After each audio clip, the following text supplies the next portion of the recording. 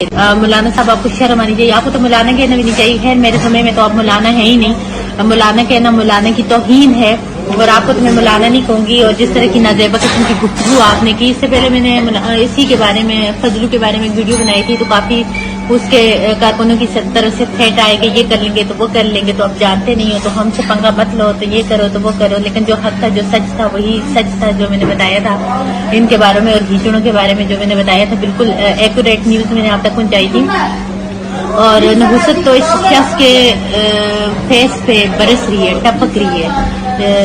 میں نے ان کی ایک ویڈیو سرکولیٹ ہوتی ہوئی دیکھی تھی، جس میں اس نے اپنا وہ کلی سے اتاری ہوئی تھی جو اس کا وہ تھا سر پہ جو باندھتے، تو استغفر اللہ نعوذ باللہ، اتنی نحوست اس شخص کے چہرے سے پہ اتنی پھٹکار اور اتنی اللہ کی لعنت پڑی ہوئی تھی.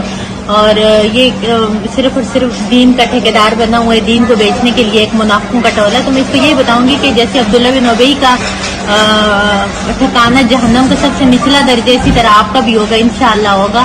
کیونکہ آپ کہیں سے بھی اسلام کے پیروکار نہیں لگتے، آپ کی نہ گفتار، آپ کا نہ کردار، آپ کی نہ پرسنالٹی، آپ کی نہ زبان، مطلب جو آپ بولتے ہو، نہ آپ کے فیس کے اوپر جو تاثرات ہیں وہ بھی کہیں سے بھی اسلام کی نمائندگی نہیں کرتے. تو مجھے بڑا غصہ تھا کہ اس نے ابھی جو ریسنٹلی عمران خان کے بارے میں بولا.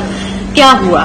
آپ سارے کے سارے چوروں کا، منافقوں کا ٹولہ ایک طرف ہے اور ایک طرف خان ہے، تو اللہ تعالیٰ خان کو فتح دے رہی. جتنے بھی پاکستانی ہیں وہ عمران خان کے ساتھ ہیں، وہ عمران خان کو سپورٹ کرنے، کیونکہ عمران خان حق کی آواز ہے، سچ کی آواز ہے، اور تنہا جو ہے تو لڑ رہے ہیں. تو اللہ تعالیٰ کیسے ان کو فاتح نہیں کرے گا یا کیسے ان کو کامیابی نہیں دے گا. آپ حقیقی معنوں میں کوئی مولانا ہوتے تو سب آپ کا رسپیکٹ کرتے، لیکن آپ کی سب کی زبان ضد عام تھا. جتنے بھی میں نے لوگوں کے آپ کے بارے میں اس کے بعد جن جن لوگوں سے پوچھا کہ انہوں نے کہا کہ یہ تو ملا کہلانے کے لائق ہی نہیں ہے، یہ تو غلیظ انسان ہے، اور واقعی آپ غلیظ انسان ہو.